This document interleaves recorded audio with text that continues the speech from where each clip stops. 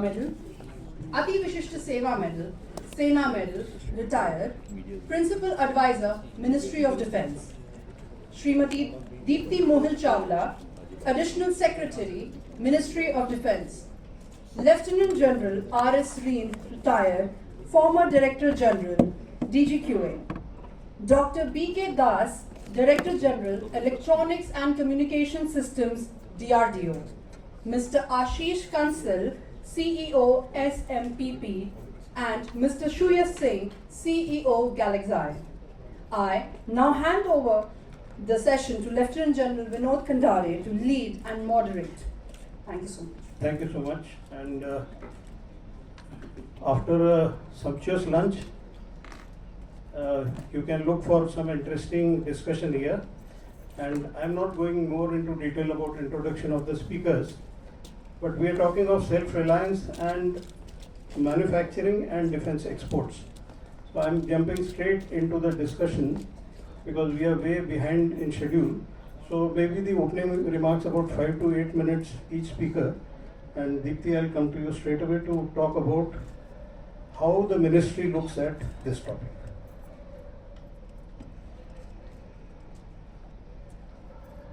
Good afternoon, sir, and this is a unique privilege and honor to be part of this panel, and having the Vice Chief hearing me is a greater honor.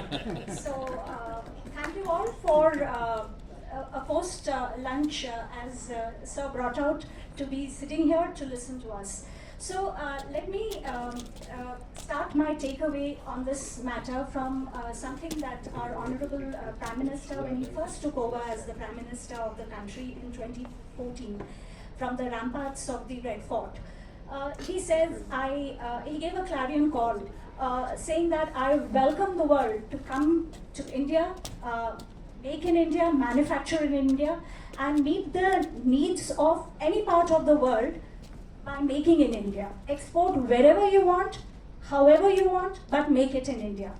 That clarion call really set the tone for the governance and the and our policy makers, that we need to make a shift from being mere consumers to producers. And that led to the first set of reforms that evolved in our country, where Make in India was the preferred mode of procurement. But that was not enough, because even though we were making in India, we were making it based on TOTs that we were getting from foreign OEMs. We were just doing assembly line production. We were not the designer and developers of the product, and we were always constrained with the IPRs behind the manufacturer, who determined where we sell, how we sell, and it was greatly inhibiting exports.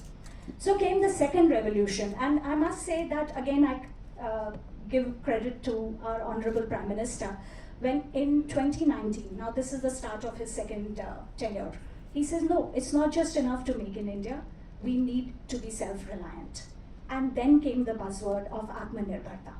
In the non-defense sector, it just took off very easily, because I guess technologies are more easily available, there are not many constraints.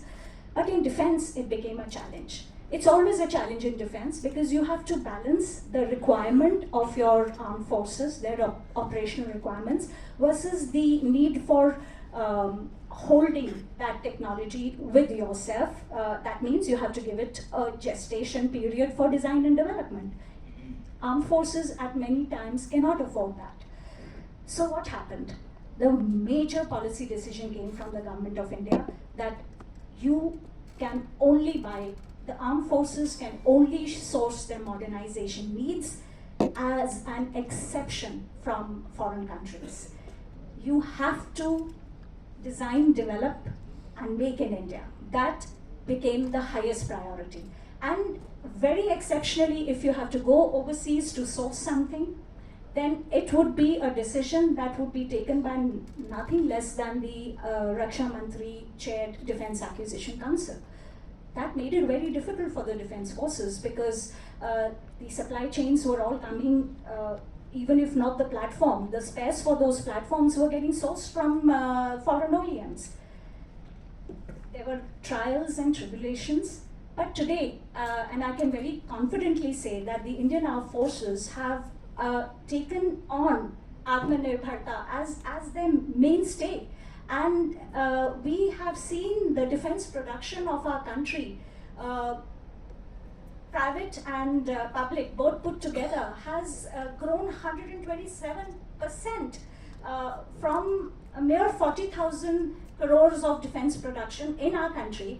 We are now looking at 1.3 lakh crore defense production, both public and private combined. And now in our forthcoming vision, the immediate interim vision of 2030, we want to take it up to 5 lakh crores, and I'm sure this is going to happen. So something that many people in the defense setup think was something thrust onto them has landed up yielding such lovely dividends for us, both economically and from the point of view of having the self-sufficiency, given the geopolitical scenarios that we are going through, where there is so much of unpredictability. Self-reliance is not just something that we need to adopt because that is the trend. I think it is the necessity. There is no other alternative other than Atmanirbharta. Thank you, sir. Thank you. Dr. Das, now we talk of the latest technology and technology discovery and the way you have to develop things, and we've been talking of the latest possible technologies. We're not talking of products. But actually you also have a lot of designs that you've got design partners, production partners. How is it that you are able to get the latest technology and the products which will help in indigenization, that is self-reliance, as well as the exports increasing? Thank you so much. It's a pleasure to share my view to elite audience, especially VCNS. We have spent time together and senior officials from all other forces. Warm afternoon, and not easy to listen to me after such a sumptuous lunch, but bear with me for a few points. A very important point which you brought it out. I think the cultural shift has happened in DRDO, and it has to happen. Friends, if we really want to be world number one in weapon systems and technologies, we can't be technology chasers. We should stop making systems against Q1. The more important is we should start dreaming the systems which nobody could think of. And to do that, we all have to first think that we are the soldiers on the battlefield. It's more important for us to understand and know the current trend of geopolitical situations, the kind of wars which are happening today, which is the extended political war, extended economic war, wherein you should have systems which should have a different capability. Just to give you one simple example, 48 hours before, you all might have read in the newspaper to what we did. First time in the country, we proved the laser weapons system, destroying 7 varieties of drones with the highest power of 30 kilowatt for the first time in history, and being in the one of the leagues of 4 nations in the world. That shows what? It's a different firing, it's a different era, it's a different interjections of the weapons to the systems where the reusable interactive weapon comes in. Attack comes, you lose with more expensive counterattacks. Practically you lose more even though you intercept successfully. So that's the reason this is the technology for the future when I talk about laser. Having said so, just because I fired 48 hours before, I'm not advertising laser as a system, it is just the beginning. 30 kilowatt, I think 2 kilowatt is all that is done. I think 48 hours before I saw a news that our D4 systems could drown some Pakistani, some Chinese drones. Now 30 has come in. Soon it will be 50, 100, 300, and the numbers will go up. Probably India will be one of the world leaders. This is just one vertical I'm talking about. When I talk about this, a plethora of technologies is combined there. High precision electro-optics, fine beam pointing, high stabilization accuracy, more server technologies, image processing, state-of-the-art technology systems, all this mastered together could realize this in probably in 24 months. In a similar way, high-powered microwave, HPM, is going to be another big weapon which is coming very soon. God willing, you will all see the results. When the swarm of drones comes for an attack, you should be able to drown all of them together with a single pulse. That's called the high-powered microwave pulse systems. We talk about lasers, we talk about so futuristic technologies today. By giving you these examples, what I'm trying to thrill at, that if we really want to be world leaders, we have to imagine what the weapon our armed systems need 10 years ahead. And today we have to think, breaking down them, what are the core technologies required. Throw open the challenges across public sectors, private sectors, startups. You talk about MSMEs, we talk about academic institutions, DISU is the 50 numbers which DIDU has opened up. Let's all break down the small ingredients. Throw them, have multiple developments concurrently. Doesn't matter, 5 may fail, but the 6th one passing, India will be the world leader. And bring all those success models together, merge them another 3-4 years, realize proto systems, do the trialing, and maybe in 10 years from now, you realize the systems what you are planning 10 years ahead of schedule. If you have to do that, industries have to come forward with this mindset. They can't think that today we are working on a system and tomorrow we need a production radar. For that, DRDO is running, they are working, there's lots of radar, lots of missiles, lots of tanks, ammunitions, all that we are working. That's to fill the hand of the current industries together. But I would like to make my point very clear to all the industries actors. From the business point of view, if they want to be millionaires, India, if they want to be one in the million countries in the world to be the world leaders, we have to be very clear about those game-changing technologies which are going to redefine the warfare systems. Not today, friends, not even 5 years now, 10 years ahead. If we can think, if we can work, if we can focus, and if we can bring a set of industries to work for those technologies, it will not be visible today. A decade after, India will be world leader. DRDO is very clear on this. We have unfolded our technology compendium to break down all these technologies. Most of them have been thrown open. Much more every day it is happening. I am sure years to come, everybody will have its opportunity to deliver the best of the systems which nobody had and no competition. We will be the world leaders. And to conclude, it is not only Atmanirbharta which make the country world leaders. Friends, if you have to knock down Germany, Japan, in that, it has to be export. And export can happen if we trust our systems first ourselves. So export has its own time. Now if I take so much of the time, we have to realize the system within, utilize it, world sees that how efficacious the systems are, then the export happens. And then the version happens. I think the road is straight, DRDO is committed with the new reforms and the new approach. Soon you are going to undiscover those things which India could never think of. I am confident. Dr. Das, two interesting points. 5 may fail, the 6th one will succeed. It's music, especially to startups. And the second one, exports, I totally agree with you, and that's where I'll go to Ashish Kansal. SMPP, you are one of the leading exporters.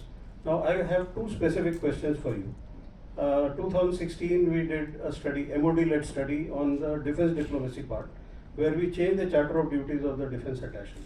Earlier, we were told that, defense attaches are more ceremonial in nature. That was not true even then. But now the charter has changed, they have been given money from the MOD to hold events.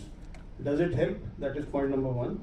And secondly, since you represent the private sector, what is it that you got to tell us so that we become more self-reliant and exports increase so that ease of doing business for you? Thank you.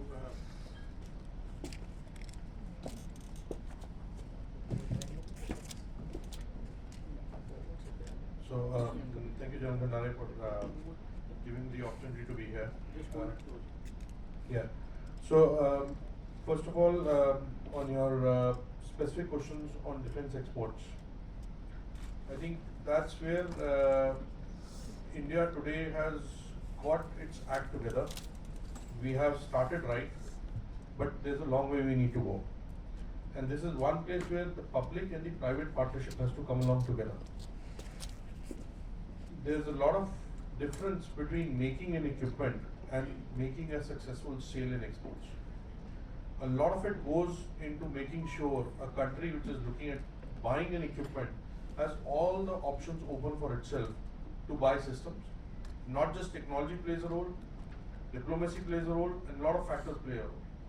So this is somewhere where I personally feel that private sector and public sector must join hands together if you really want to be a global player.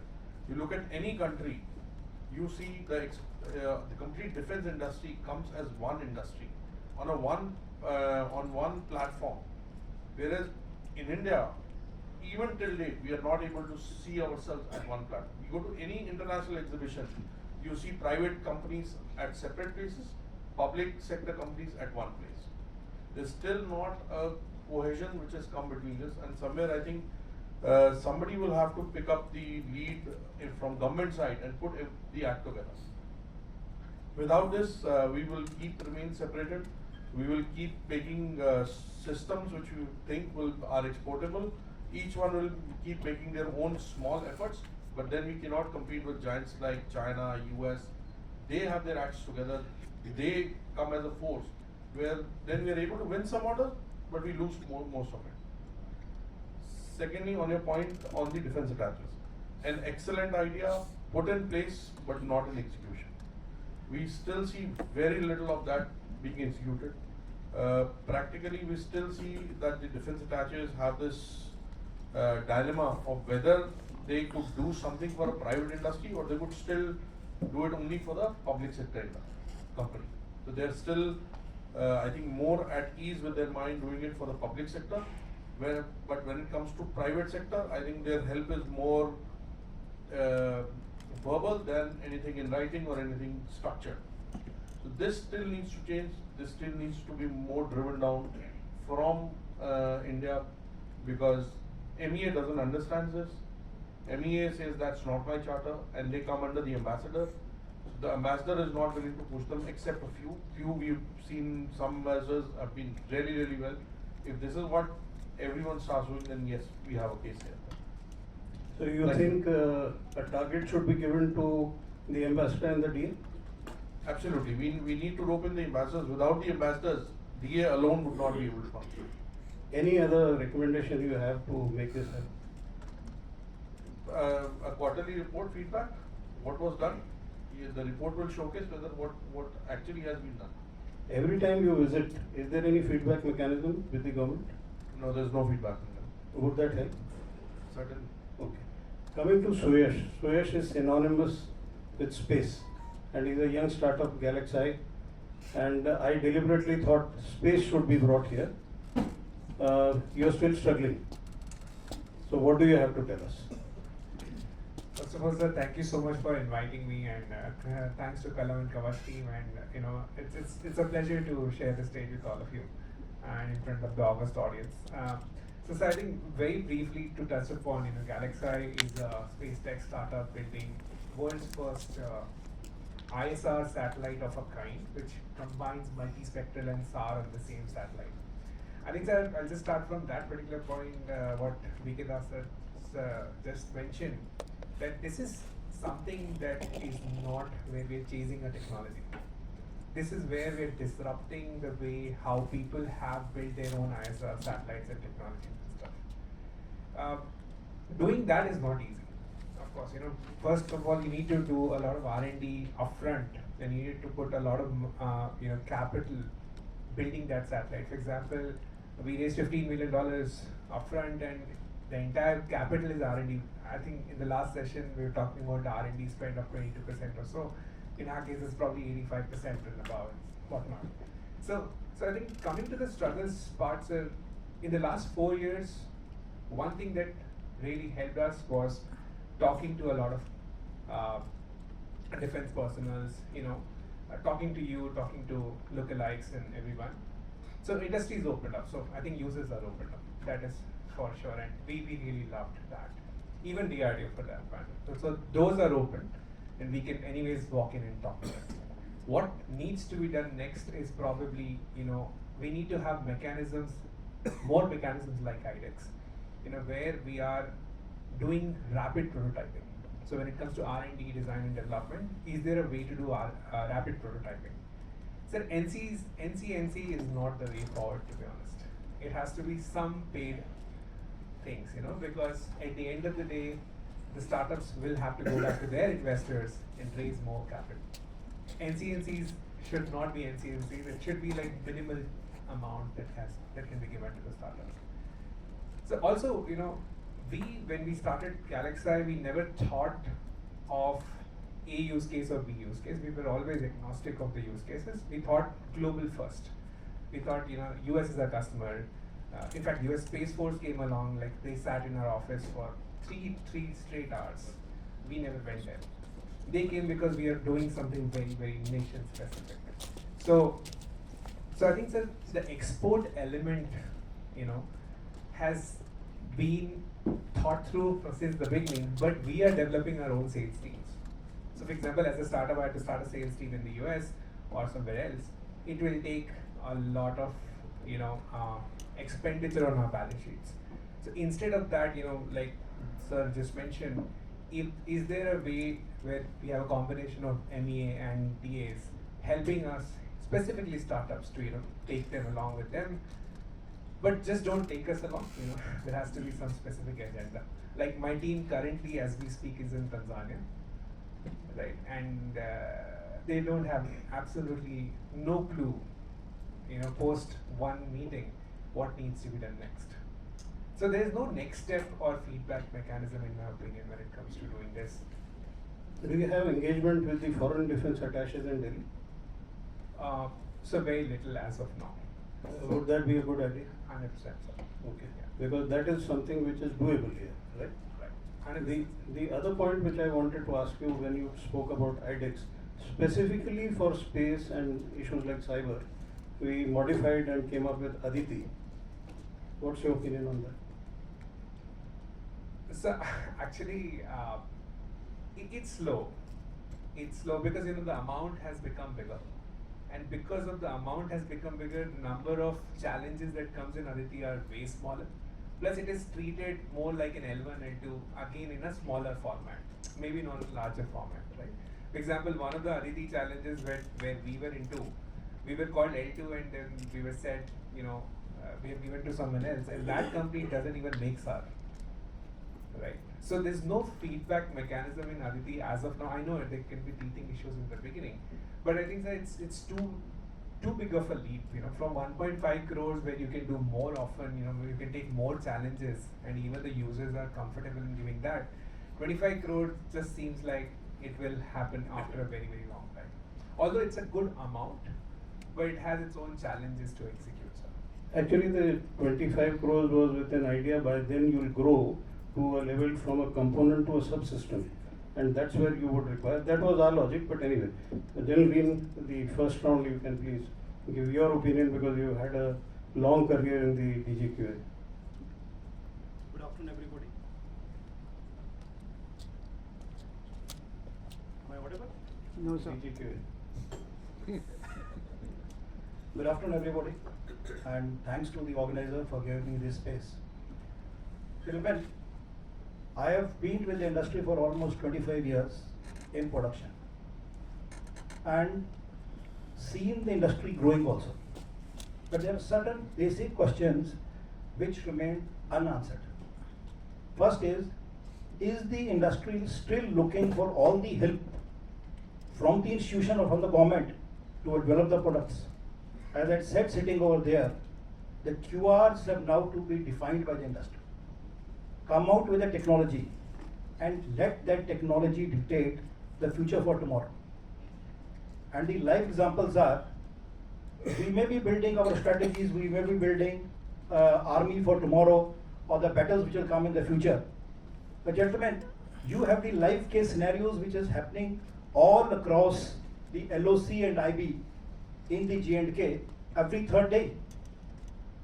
What better can you expect from your adversaries that he sends a group of 2 to 3 people, please do all sort of research available to you, please use all type of technologies which are available to you, and then make sure that within the available funds or resources and the powers given at different echelons, use this technology to defeat the design of the people who send these forces across to us. This is one open field which is available.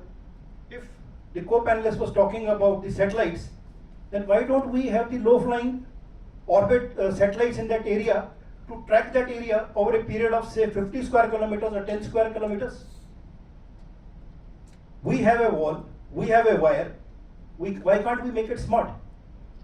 Today, he has a question to us and we are just answering it. Gentlemen, we are a nation of 150 people. Put these questions back to them that now tell me how can you come on this side of the fence. Unless and all we act together, think together and apply it. And this can only happen if the industry, the academia, the institutions which are doing R&D sit on ground and see and appreciate the ground why it is happening. There could be other reasons which could be operational, which I am not going into the details. But my specific request to the industry is, please identify the problem statements which are available in the country, which are available in the state of J&K. Are we all feeling happy with the body bags which are coming every third day? In the recent Kathua operation, you had 6 of the J&K state police people having been killed. My second question is, why are we rushing into operations? They're just 2 of them coming, they could sit there for about 2 days or 4 days. They're not going to acquire my land. They're not going to raise a flag. Please find in the technology to resolve this problem rather than getting killed and making a glorification out of it. It doesn't work. Then you go in for higher technologies. Then you go in for, if those technologies are there with you, the whole world of export is open to you. Now coming to the facilitation, when I was heading the QA setup, every reform which was asked to us by the industry, we have done it. Today, the complete testing setup in this country has been automated. The complete QA system has been optimized. Now it is for the industry to optimize their manufacturing process and bring it at par with industry standard 4.0. So that period of gestation from the time that supply order is placed upon them and to the delivery has also to be made faster. We have a supply order monitoring portal which is visible at all the echelons. So that blame game should stop, that somebody is delaying the process of manufacturing. And my last and the most important point is, there are certain technologies today which we have all been talking since morning. Now these technologies should move out of the gamut of capital procurement.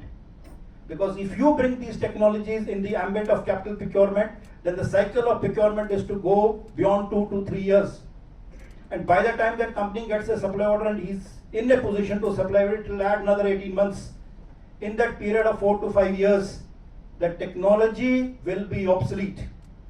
So today, for those current technologies which are the requirement of the day, a mechanism which is available under the powers to at various levels needs to be utilized if you want to sink in those technologies.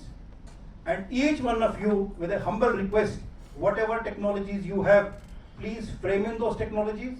We will request Madam sitting here that this could be framed into the futuristic changes which we are making in the DAP, so that a fusion is made between technology, the supplier and the user, and the technology comes in at the right time and the technology is at a level playing field.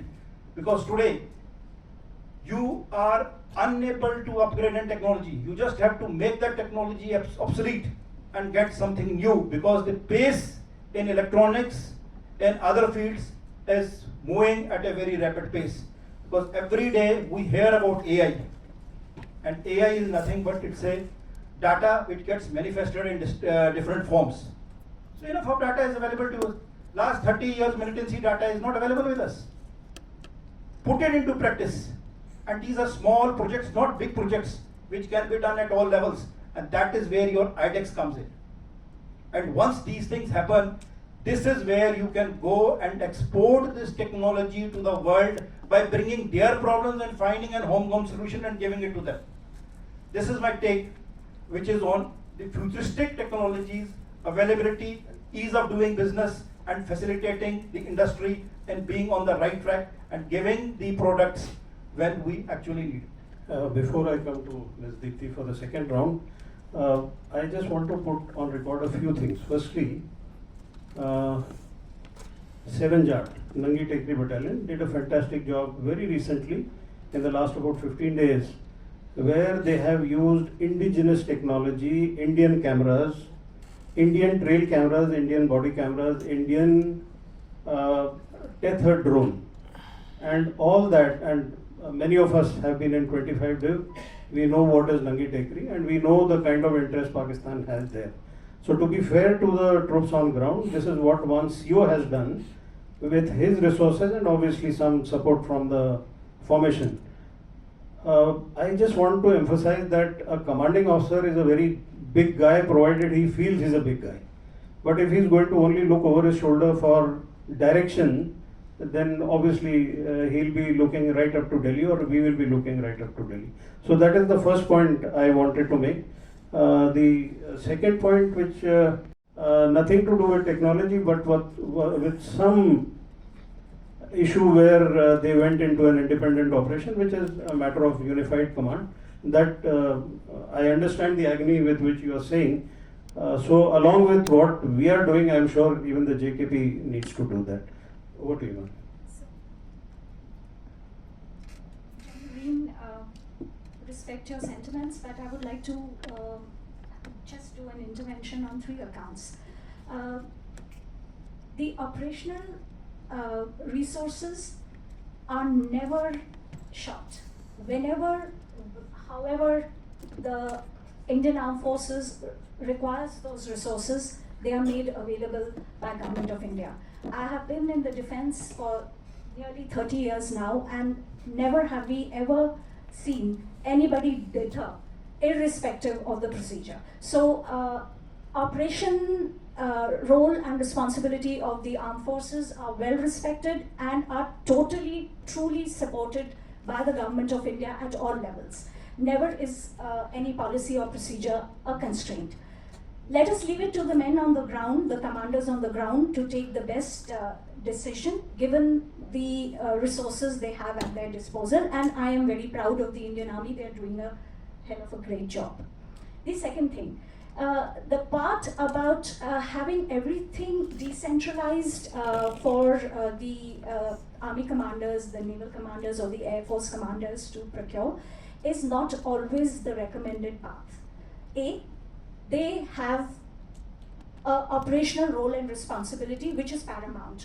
We cannot use their offices and their staff and their operational commanders and the unit, down to the unit level, to be involved in the process of procurement. That is a time-consuming job, and let us all be not hypocritical about it. There are vested interests and malpractices that do creep into any procurement process, be it a pen or be it a missile. So let us just leave our delegations the way they are and enable our operational commanders whenever, wherever, however they want to be enabled.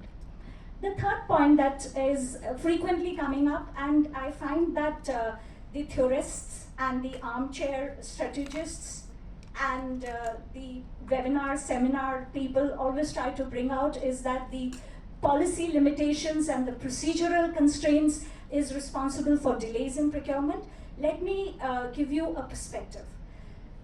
This is the money that we have, which is being used inter alia for modernization, is an honest taxpayer's money. We have to have robust systems and procedures in place to ensure that that money is utilized in the best possible way. And we do not have any malpractices and vested interests overtly or covertly coming into the system. Therefore, we have things like the Defense Procurement Manual, which is a procedure for revenue procurement, spares and sustenance procedure, and then you have the Defense Acquisition Procedure, which is for the capital goods and modernization. Without this framework, the people who are in the business of doing the procurement will be bereft of any kind of support structure for them. Tomorrow or a decade down the line, there will be some people questioning decisions on the ground. So we cannot leave the practitioners, and I have been in the acquisition, direct acquisition handling for 5 years, and I know that I drew my strength from the procedure. However, we may think that it leads to delay. I'm telling you, it is the framework on which the practitioners are able to move with the best intentions, and they do move with alacrity. I have not seen anybody in the chain delaying any process or any decision, but we need that framework. In the absence of the framework, we are left to guess who intended what and why a particular thing was done. The procedure and the structures ensure the honest taxpayers' money to the best extent possible is optimally utilized to get the best value for the money. These are the three interventions that I thought I should make, because the gathering needs to stop talking about the delays.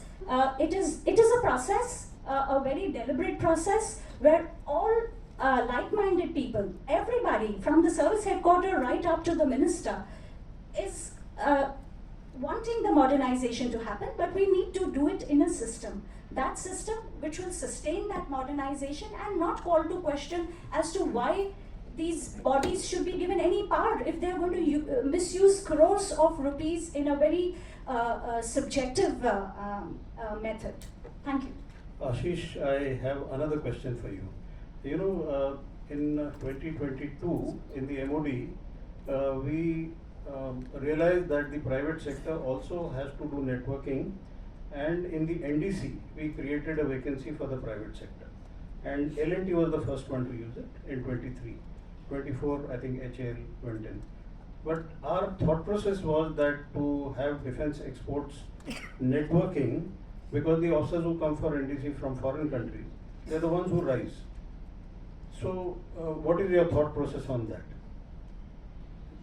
Certainly, sir, it's an excellent idea. The sooner we as a country wake up to the fact that exports will not happen just with your products, just with your technology.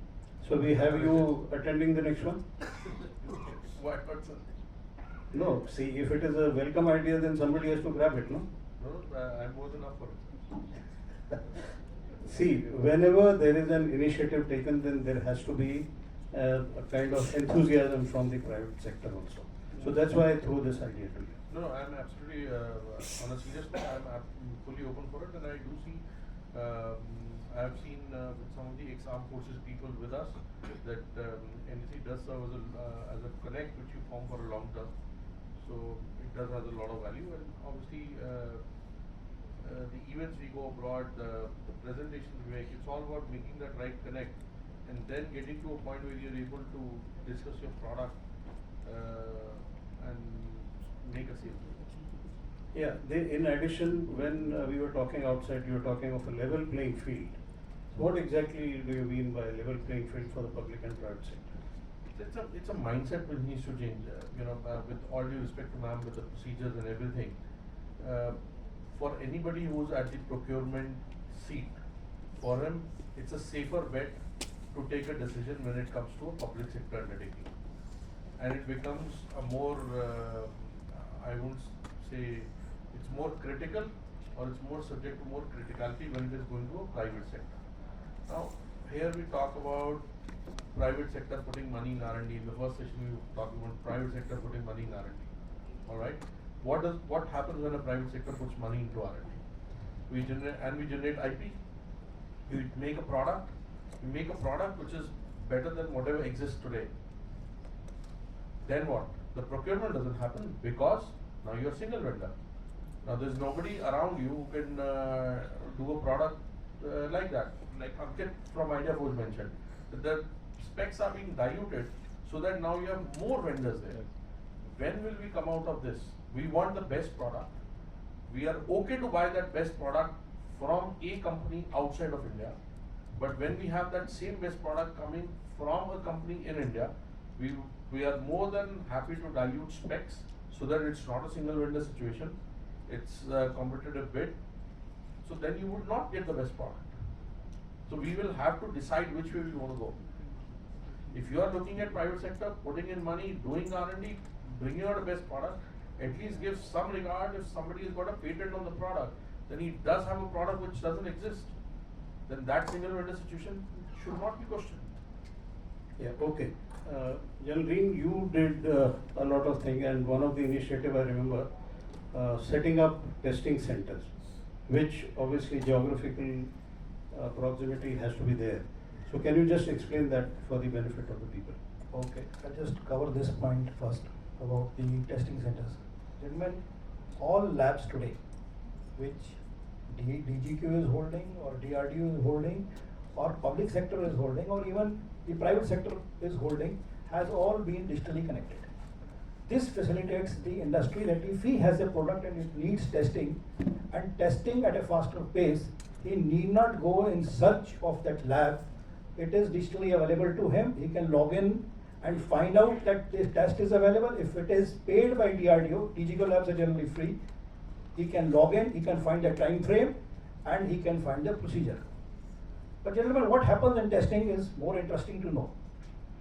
It is his product which has gone to a particular lab for testing. Whether it is DGCO lab or DRDO, it's immaterial. Now, there the product, either under development or a developed product, fails. The question which is given to the service headquarters is, sir, the product is under testing. Every test has got a defined duration. It can't cross that. It is only the delay which is a rectification of that product which has failed gets a cumulative total in making it a cycle, that the cycle of testing is very, very long. So this industry needs to understand very clearly that it is your product.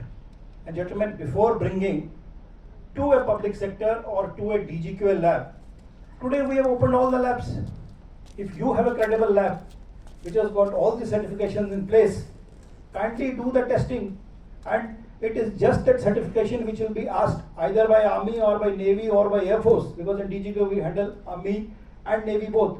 No questions will be asked because we want to reduce that time frame in doing it. Similarly, I said monitoring of contracts which have already been placed is going on, but when we have been doing the analysis, the delays have been more on part of the industry. Now, going beyond that point, we have an industrial body called as FICCI. FICCI has a subset which is called as SIDM. All are interconnected through the SMMEs, the IDEX projects, and the main companies. The business is revolving within the country, and business is with the industry. It is the industry forum which needs to integrate and sit together and find a solution who gets what piece of the business. Because end of the day, each one is competing within his opponent or his partner that I want this part of the business. So this streamlining has to be done within the industry themselves. Each one cannot make what is available. You issue an RFP today, even the vehicle manufacturer tries to get into it. The ammunition manufacturer wants to make a drone. You can't be going into each and every field. That's why the industry restructuring has to take place from within the industry. Of course, if they need the support of the institution, that will be given to them. But industry verticals or the strength of that industry has to come up that I am in this field and I am going to continue in this field. They don't have only to look what is happening in the field of RFP. Because RFPs will be issued as per the requirement of the different establishments or the services. So I will make each and I will compete into it. That is where the story of the other man stealing, even if he has got a patent, will keep happening if the industry does not come, and for that they don't need a government support. They have their own setup. So please integrate, discuss and decide. Whichever reforms the industry come, because last year was the year when we had a very major session on Chintan Shikhar. Each and every point which industry brought out was monitored by Raksha Mantri himself, and all of those points were taken to culmination, so that industry does not have any issue left what they have brought and given it to the institution to deal with. I'll just amplify one point which for the August gathering here is General Green has mentioned about RFP. I will take a step back and talk about the problem statement. The industry was facing a continuous problem that the user was not able to put the problem statement in the language that they understand and not making it concise. These problem statements were verbose. So for your information, just about 10 days back at DSSC Wellington, there has been a one-day session by Brigadier Asit Bhattacharji, who has been with SIDM, CII, pro bono, one full day. And they have taught the people how to write a problem statement, how to frame an RFP in the language that the industry understands. Otherwise, there is always a problem of somebody writing in French, other one reading in English. So that is, and to make it concise, A4 size. and to be specific in the sense seamless integration. What is seamless? The industry doesn't understand. So that is one point which I thought I must apprise you. Suyash, your startup issue. Now, okay, go ahead. May I make a point? Just adding to Sir's point. So I think one thing about testing, I'll share one thing that happened with us. So we talked about IDEX 1.5 crore grant, and it takes around 8 to 10 months to finish that process, and hitting the bank may take 2 years or so. So on our own, we have put 2 crores and we built synthetic aperture radar for aircrafts. When we started, we wanted to put a satellite in space, but before going to space, we said we'll build it for aircraft and then test it out. So I think we tried getting into Semilac, we tried getting into all the aircrafts that we can. That 2 crore asset is still lying in my office till today. I have built it like 2-3 years back, but then that's where it was good and bad, honestly. Bad because I spent that money in the early stages of our company where we could not even afford much, and it is doing nothing. Good because we were denied all the aircrafts. We had to invent something for drones, and there's no SAR on drones in the world till today. And we did that, and we're pretty successful, and we're launching very soon. But long story short, sir, maybe it's good for RFP and all of those processes when there is a defined user requirement that is articulated, but for your own R&D, the same test beds are generally not available to your private companies. And I would urge and request the panelists to kind of look at it. We have been super unsuccessful in that particular venture, where our SAR, X-band SAR, is still there on an aircraft made in India, completely there, but has not been used by anyone. Okay, I get your point there, and just to ensure that startups, MSMEs or bigger industries to identify and align with what the user wants, I saw even in your board, you have people who've been veterans. So they are the ones, and the same is the case with DRDO also. The cross-pollination has to happen, and cross-pollination has to happen for mentoring, not for selling. So if you are able to get that right, get the right mentor there, I'm sure such, I would call it a tragedy, such tragedies would be averted.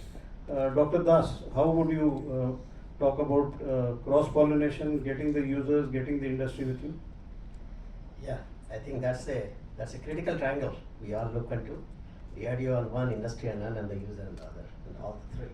And let me tell you, if the synergy doesn't happen among the three, India as a country, we can't succeed. And it can happen provided all the three are on board in the main thinking, and it has to be collaborative thinking across. But before, I'll forget just one point and react to this gentleman when he says that you have a difficulty to clear through Semilac. And the guy who makes all the payloads for all the flying objects and one of the most connected with Semilac. So I can understand the pain what you're undergoing. But when the coaching is tough, you become successful. So that's the brand I give it to our Semilac always. And we love to test such acid test through Semilac. My ESA radar is flying, my Shen radar in 24 months was flown. In Aero India, I myself was there in the flight.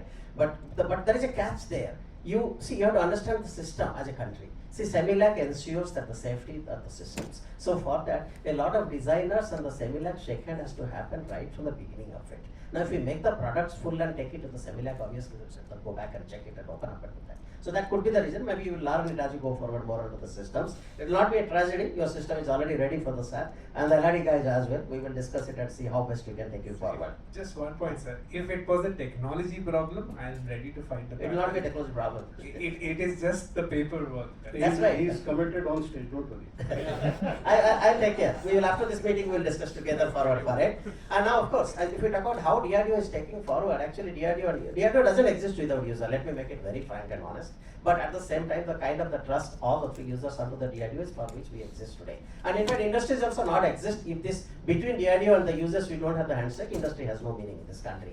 And as I said it very clear, unless our own countrymen use it, forget about exporting that systems. No country across the world is fooled to buy a system if their own country doesn't use it. So the first and foremost is we must focus how to make this as a love triangle. And this is happening, off late it is happening very well. and we are seeing, but only thing is what we need to capture. Like I said, we should not chase the cure and make the systems. Actually, we should understand, and quickly between us and the user, we develop certain real formula, and we come out to the startups to come forward. See, today the startups are coming to me, and such wonderful products they are making for us, because we just throw the problem statement, and they themselves also come back to us saying that what is the next generation system the country needs today. They are equally talented to come forward to us. And DRDO has got a very clear systems. Our friend was saying there is a still discrimination between public and private, but it never happened. It cannot happen. Even if I wish to make it happen, I can't make it happen, because our purchase procedure never allows us to do that, to give any special preference to anyone. DCPP is open, TOT process is open with UI, and TAC is there to be absolutely uniform across all the systems. But yes, DRDO having a special drive for startups now. We are making, I can record it as a minutes, but I'm telling you, any new project which is being sanctioned today to DRDO, it is our moral responsibility that 10% of that activity must be given to the startup, so that they come forward and they survive, they grow, and they make the new India in future. So we are going forward for that, to accept all the startups in our development process. Dr. Das, what the point he made about public and private sector was not related to DRDO, but like somebody already has a design and they want to make it so that they can export. There's a problem in that we can see in the policy that, so maybe even in the gathering, if people have suggestions for DAP, addition to be made or deletion to be made, amplification to be made, please feel free to share with the organizers, and that as a report when it comes to MOD, we will definitely look at that. Final word from everyone, about 2 minutes before we open up for question answer, because I want to give more time for question answer. I think, sir, you should open it to question and answers. It becomes more interactive. Otherwise, absolutely. People Let's don't take the see question this. and Okay, fine. Oh my God, plenty of questions. We will, yeah, okay. Please identify yourself and keep the question short, so that they are able to answer. And tell me specifically who the question is for. My name is Kiran Raju. I'm the co-founder and CEO for Interjal. We are a counter UAS system focused on autonomy. The question is for the whole panel, sir, you also. That broadbanding is not allowed. Please shoot straight. Shoot straight, then I would say for ma'am, right? Okay. So this, if you had to procure ChatGPT today, how would our procurement process adapt to it? Okay. What we'll do is we'll take 3 questions, so that there may be some commonality also, so in one answer it can happen. Anybody else who has a question for me?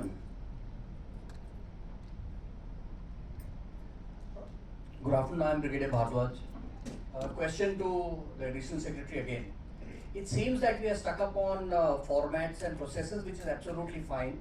But my understanding is processes are required when there is a problem of, let's say, corruption.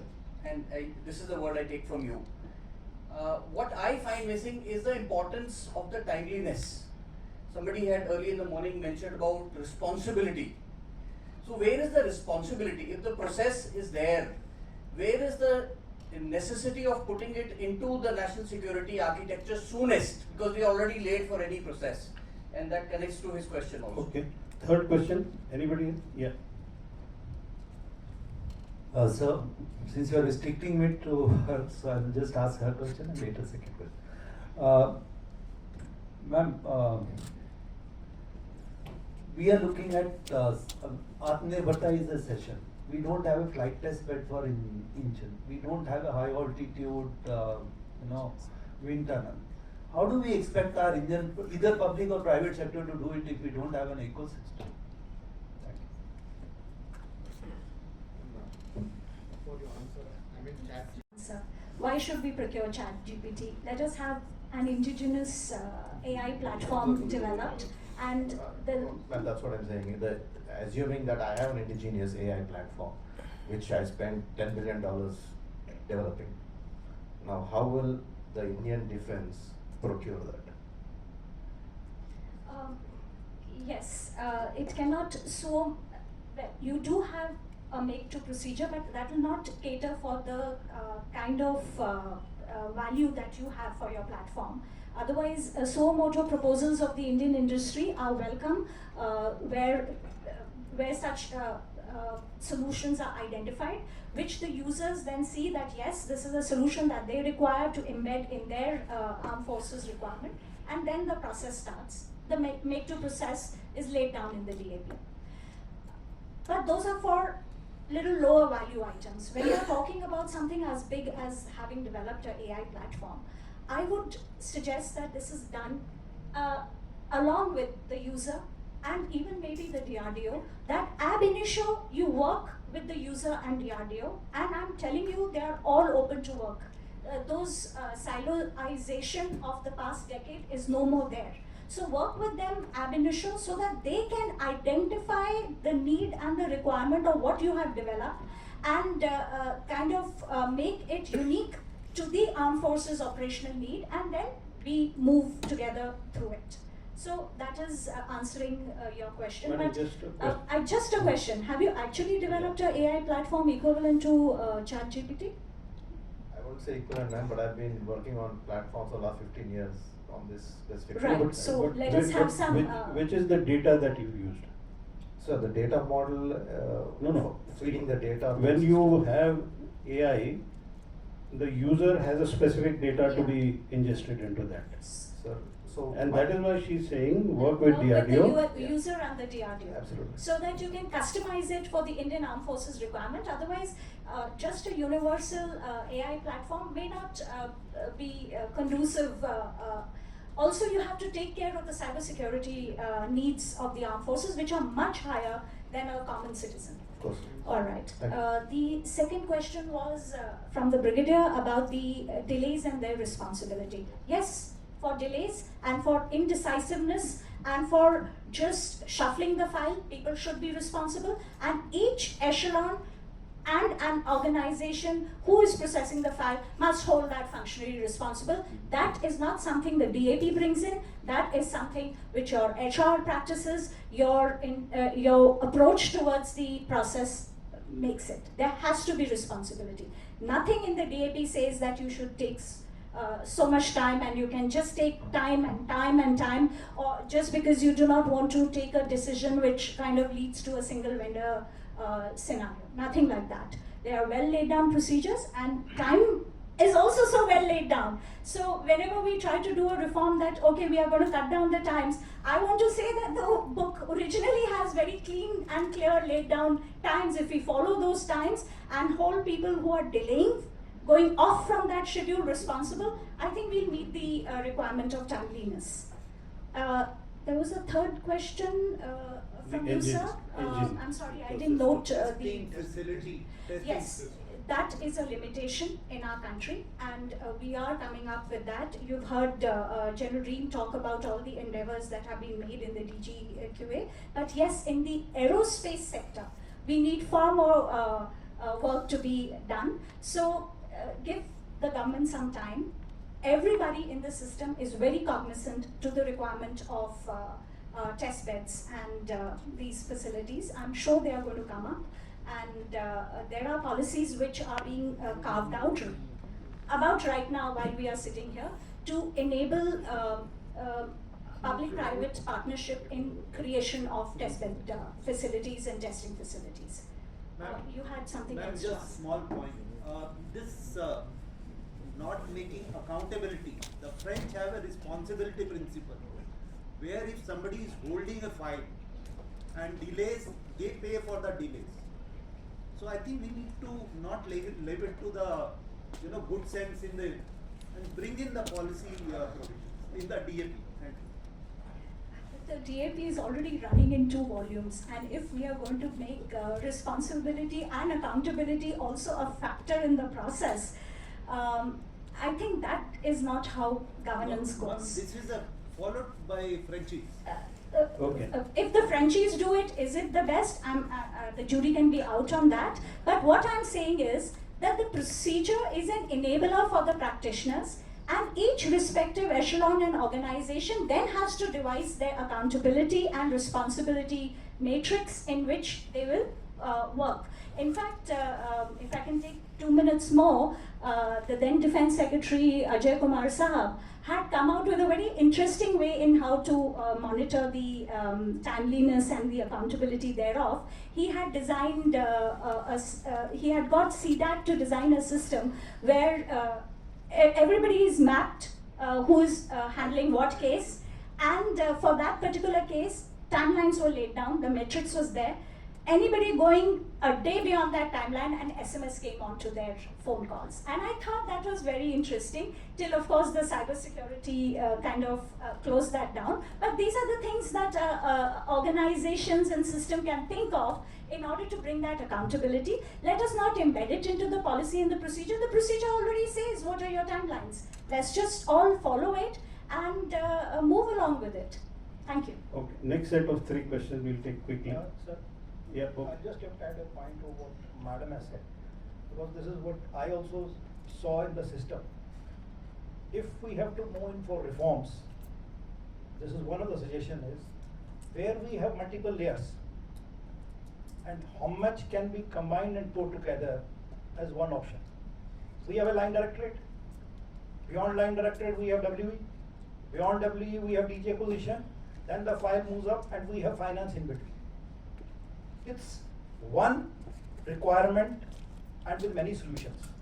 So if we could integrate some of those verticals, which are absolutely independent verticals, and bring it into one synergy for at least each service, I think some amount of timeline can be reduced. The acquisition manager or the technical manager is asking a question to the WE. WE refers it back to the line directorate. Now, line directorate and WE are well within the service headquarters. He may be above the service headquarters. So this understanding is not the delay of file on paper, but it is an understanding for each individual who has to make a decision. So if we have to reduce it, the suggestion is that some of these echelons can be integrated so that the movement of that file is not in various stages, because each one of that has got his own hierarchy in dealing with the file. So that to some extent can be reduced, and it can save a time from 6 to 8 months in this procurement cycle. General Green, Navy has this excellent system, and when they set up TDAC right under the Vice Chief, I think they did well in compressing the timeline. So I think all of us can learn from each other. So let us have others also looking at it. It's a very valid point. Right from the user, we need to compress on the If the timeline. model is available, the others can replicate. Yeah, okay. Next 3 questions, please. Please raise your hand so that Rajiv, no more.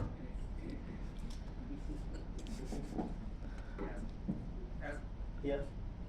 So I'll take liberties because I'm a user and in procurement cycle, and we're talking of reforms. It's very well spoken that soldier will fight with what is given to him, and whether it's given centralized, decentralized. For whom is the question? It is for all the three. No. Be a marksman. That's the thing. Liberties. If I put it one way, then we're looking at pointing fingers as to who. No. Let me clarify. So let me because I'm saying I'm a user in procurement role, and therefore it is beyond one vertical to answer it.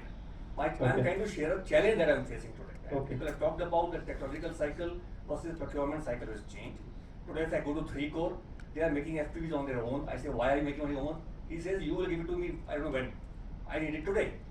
And our methods today, like ma'am elaborated, I am in procurement, so I go by a book so that it secures me for a method.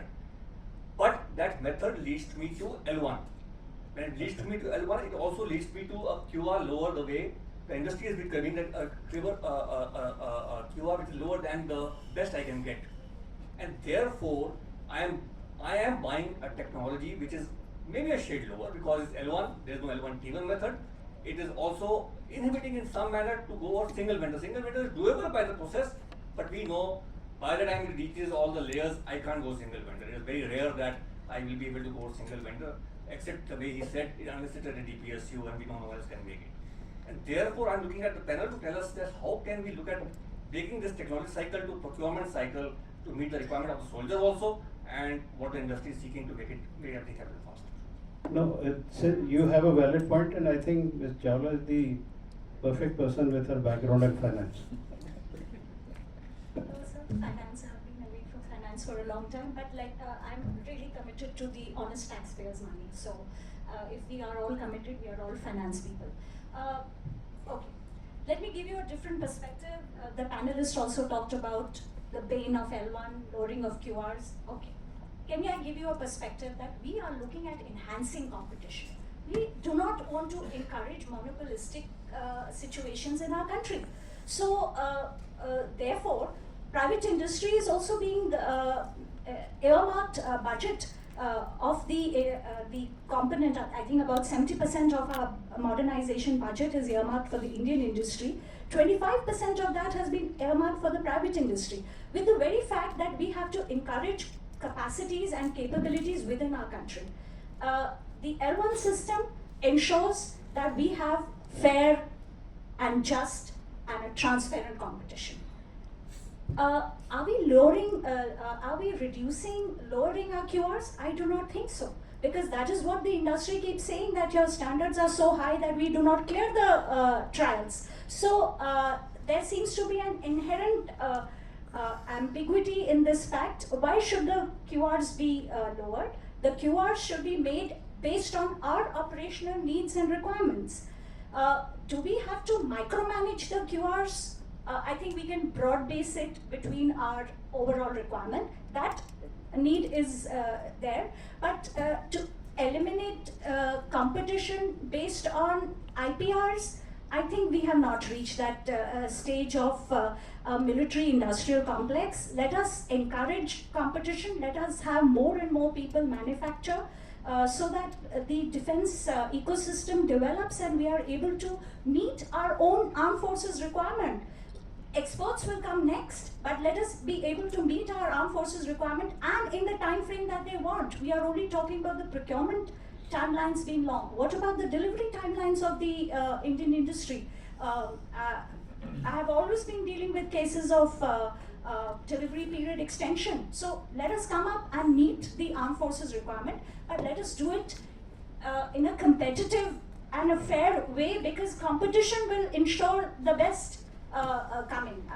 Monopoly has been no good, and that is why we had to introduce private industry in the defense system. Otherwise, the public sector was tending towards a complacency. Thank you. I've just been given a hard stop signal. So thank you, audience, for being so patient and inquisitive also. And I know for sure that there are many other suggestions. I would request you to hand over those suggestions to the organizers, and maybe you can send it to us also. We have no hassle in compiling them and using them. And a very big round of applause for the panelists. They've been extremely honest and they've laid out everything for you. Thank you.